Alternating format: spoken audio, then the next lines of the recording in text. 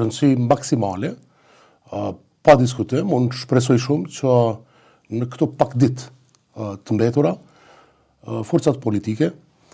të gjejnë zgjidhjen për t'i dhënë vendit presidentin ose presidenten e re, me qëllim që të kemi një mozaik të plotësuar institucional, i cili do t'i adresoj në mënyrën më efektive të mundshme sfidat me cilat përballet Republika e Kosovës edhe në kontekstin rajonal edhe në kontekstin global.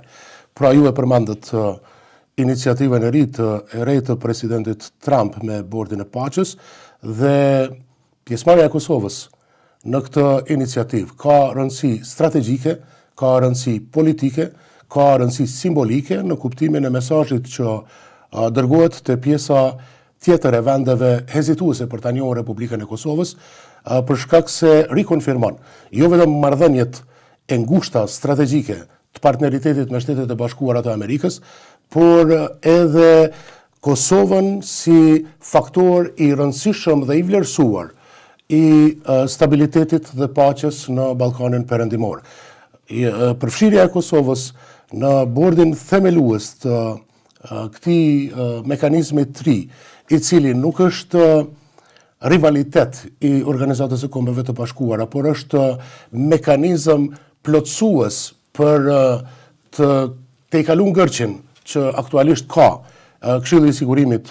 i OKB-s në adresimin e sfidave të sigurisë globale, mendoj që e bën Kosovën tashmë faktor të rëndësishëm krahas vendeve të tjera të botës për një kontribut të madh në ndërtimin e paqes kudo ku shfaqen krizat, siç është Gaza fillimisht, por që më pas kjo nënkupton edhe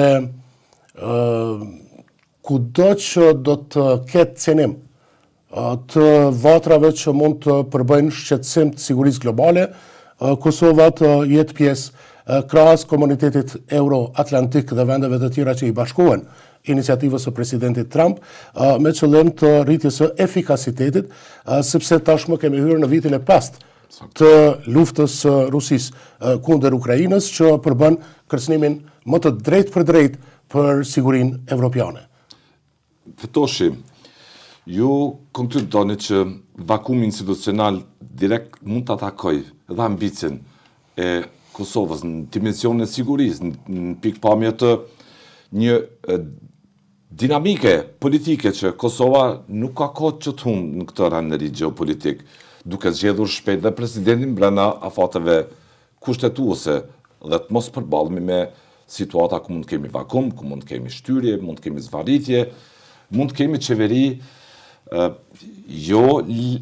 qeveri në detyrë objektivisht, siç kishim një vit të humbur vitin e kaluar. Proceduralisht keni të drejtë. Në qoftë se deri më 4 mars të këtij viti nuk zgjidhet presidenti ose presidentja e re, vendi shkon sërish në zgjedhje. Dhe kjo është ajo që nuk i duhet praktikisht Republikës së Kosovës. Ne kemi përvojën e një krize të stërzgjatur, siç e quajtët ju, një vit të humbur në kuptimin e stabilitetit institucional të vendit tonë, dhe në këtë pikpamje mendoj që forcat politike duhet të reflektojnë mbi përvojën që kemi kaluar në vitin e kaluar, pra në vitin që sapo lam, me qëllim që të mos përsërisim situata të njëjta të krizës, për shkak se kjo pa dyshim që reflekton në funksionalitetin më të mirë të Republikës së Kosovës, ndonë se Tosh jam bënë në ankth edhe gjithë kodrin e institucioneve të sigurisë në vend. Jo, nuk do ta quaja kështu. E mban po them. Realisht viti i kaluar, sepse një situatë politike. Situata është kështu, domethënë në viti i kaluar ka dëshmuar që Kosova funksionon. Po. Kosova është shtet. Institucionet shtetërore e kanë punën e vet. Por çdo mend që ka reflektim kur ne përfshihemi në kriza të tilla të ngërçit institucional, të përsëritjes së zgjedhjeve, për shkak se përsëritja e zgjedhjeve reflekton paqëndrueshmëri institucionale. Megjithse, unë dua ta vë theksin tek ajo që tashmë Kosova e ka sprovu